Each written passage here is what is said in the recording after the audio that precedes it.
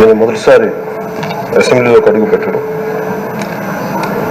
ఇలాంటి సుదీర్ఘ రాజకీయ అనుభవంలో దాదాపు 7 సార్లు ఎమ్మెల్యేగాను, ఒకసారి పార్లమెంట్లో అడుగుపెట్టిన మీకు, పంచాయతీరాజ్, టెక్నికల్ ఎడ్యుకేషన్, ఫారెస్ట్, ఆర్ఎండ్ అనేక మంత్రిత్వ శాఖల్ని సమర్థవంతంగా నిర్వహించిన మీకు ఈ సభాధ్యక్షుడు ఈ స్పీకర్ స్థానంలో కూర్చోవడం చాలా ఆనందంగా ఉంది. ఇన్ని దశాబ్దాలు ప్రజలు రాజకీయ జీవనంలో ఇన్ని దశాబ్దాలు ప్రజలు మీ వాడి వేడి చూశారు. మీకు కోపం వస్తే ఋషికొండను చెక్కినట్టు ప్రత్యర్థులకి పదునైన ఉత్తరాంధ్ర యాసలో గుండు కొట్టేస్తారు. ఒకటే బాధేస్తాం సార్, ఇకపైన మీకు తిట్టే అవకాశం లేకపోవడం. కానీ ఇక మీద సభలో ఎవరు తిడుతున్నా దాన్ని ఆఫ్ చేసే బాధ్యత మీ చేతిలోనే ఉంది, మీరే మైక్ ఆఫ్ చేయాలి. అంటే మా చిన్నప్పుడు నేను చూసేవాడు, ఒకసారి అల్లరి చేసే అబ్బాయిని క్లాస్ లీడర్ చేసేవాడు చిన్నప్పుడు మా స్కూల్లో. కానీ ఇన్నాళ్ళు ప్రజలు మీ వాడి వేడి పలుకులు, మీ ఘాటైన వాగ్దాటి చూశారు.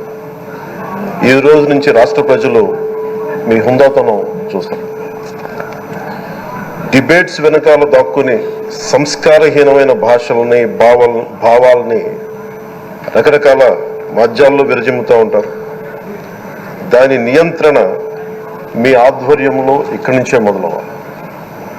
ఇందాక సభా నాయకులు గౌరవ ముఖ్యమంత్రి శ్రీ చంద్రబాబు నాయుడు గారు చెప్తారు, ఆడబిడ్డలు ఏ విధంగా నలిగిపోయారు ఈ రాష్ట్రంలో గత 5 సంవత్సరాల్లో.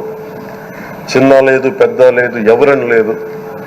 ఎవరన్నా సరే ఒక మాట మాట్లాడితే వాళ్ళకి వ్యక్తిగతంగా దూషణ, సోషల్ మీడియాలో వాళ్ళని క్యారెక్టర్ అసాసినేట్ చేయటం, వాళ్ళు పెద్ద నాయకులు కావచ్చు, కార్యకర్తలు కావచ్చు, లేదా వాళ్ళకి ఎదురు తిరిగి ఒక ఒపీనియన్ చెప్పి ఎవరైనా సగటు మనిషి కూడా కావచ్చు, అది ఇక్కడతో ఈ రోజు నుంచి ఆగిపోవాలి అధ్యక్ష. అది మీ ఆధ్వర్యంలోనే మొదలవ్వాలి.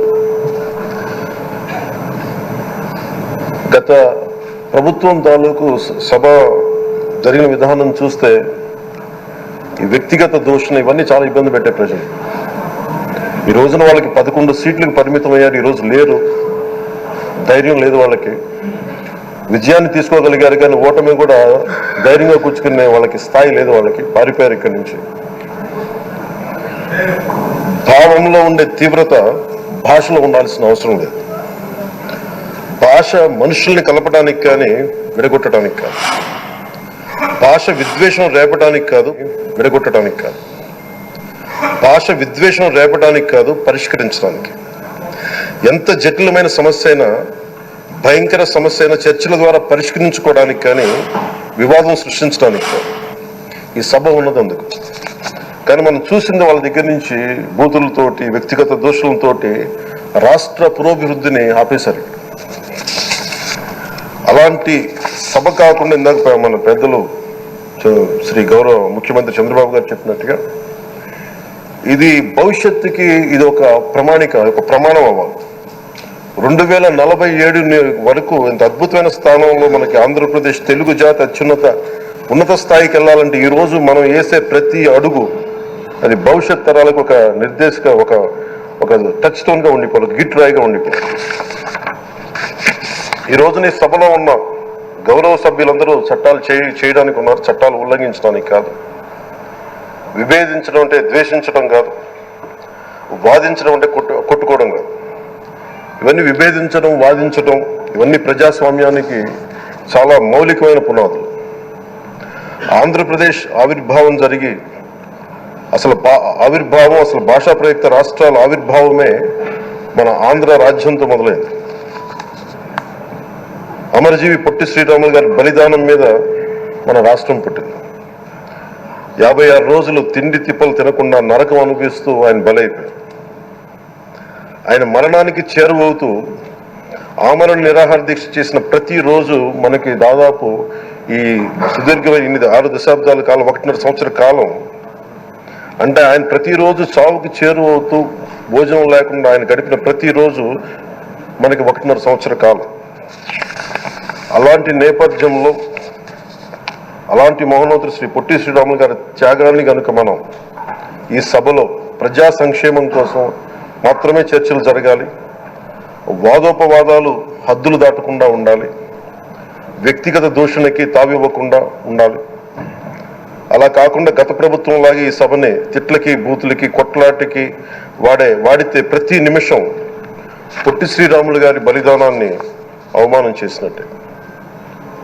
ఒక గొప్పవాడు, ఒక మహానుభావుడు బతికినప్పుడు మాత్రమే కాదు, చనిపోయిన తర్వాత కూడా కొన్ని తరాలు ఉపయోగపడతారని నిరూపిస్తారు. అలాంటి కోవకు చెందిన మహానుభావులు ఆంధ్ర రాష్ట్ర సృష్టికర్త, భాషా ప్రయుక్త రాష్ట్రాలకు శ్రీకారం చుట్టిన ద్రష్ట, అమరజీవి శ్రీ పొట్టి శ్రీరాములు గారి స్మృతిలో ఒక విలువలతో కూడిన ఒక సత్సాంప్రదాయాన్ని తెరలేపుతూ మీ ఆధ్వర్యంలో ఈ సభ జరగాలని, ఈ 5 ఏళ్ల ప్రజా ప్రస్థానంలో ఈ విలువైన 5 ఏళ్లు రాబోయే తరానికి గొప్ప భవిష్యత్తునిచ్చేలా, అన్నం పెట్టే రైతుకి, కౌలు చేసుకునే రైతుకి, రైతు కూలీకి అండగా ఉండేలా, మహిళలకి భద్రతతో పాటు ఉన్నత స్థాయికి ఎదిగేలా, ప్రభుత్వ ఉద్యోగులకి భద్రత కల్పించేలా, పశువు పక్షి ప్రకృతి సర్వజనులందరికీ కూడా మతాలకి ప్రాంతాలకి అతీతంగా సుభిక్షంగా అభివృద్ధి పదంలో ఆంధ్రప్రదేశ్, ఆంధ్ర రాజ్యం అద్భుతమైన ప్రగతి సాధించేలా ఈ చర్చలు సాగాలని కోరుకుంటూ, సభాపతి అయ్యన్న పాత్రుడి గారికి మీ ఆధ్వర్యంలో ఈ సభ ఒక సరికొత్త సాంప్రదాయానికి, సత్సాంప్రదాయానికి ఇది తెరతీయాలని కోరుకుంటూ మీకు మరోమారు శుభాభినందనలు తెలియజేసుకుంటాం.